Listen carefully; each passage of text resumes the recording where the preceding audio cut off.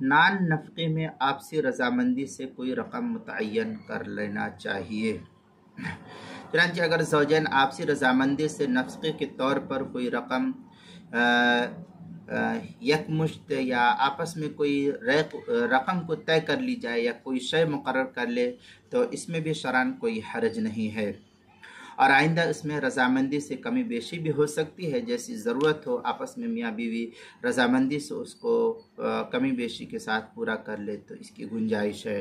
چنانچہ فتویٰ ہند کے اندر ہے وَإِذَا صَالَحَتِ الْمَرْأَةُ زَوْجَهَا مِن نَفَقَتِهَا عَلَى 3 درهم من كل شهر فهو جائز، وفائدة اعتبار التقدیر ان تجوز الزیادہ علی ذلك۔ اس طریقے کی عبارت فتویٰ ہندیہ کتاب الطلاق الباب التاسع عشر فی النفقات، پہلی الفصل الاول جلد نمبر 1 صفحہ نمبر 553، جو زکریا بک ڈپو دیوبند کا ہندی نسخہ اس کے اندر۔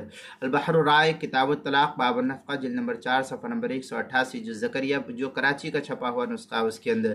اسی طریقے سے در مختار ماشامیہ میں مزید ہے ان الصلح على النفقة تارة يكون تقديرا للنفقة كالصلح على نحو الدراهم۔ اس طریقے کی عبارت جو ہے در مختار ماشامی کتاب الطلاق باب النفقہ جلد نمبر 5 صفحہ نمبر 310، جو زکریا بک ڈپو دیوبند کا ہندی نسخہ اس کے اندر۔ اسی طریقے سے جو کراچی کا چھپا ہوا نسخہ فتاوی شامی کا اس کی تیسری جلد صفحہ 593، کتاب المسائل 5ویں جلد صفحہ 468 اور 469 پر بھی اس کو نقل کیا گیا ہے۔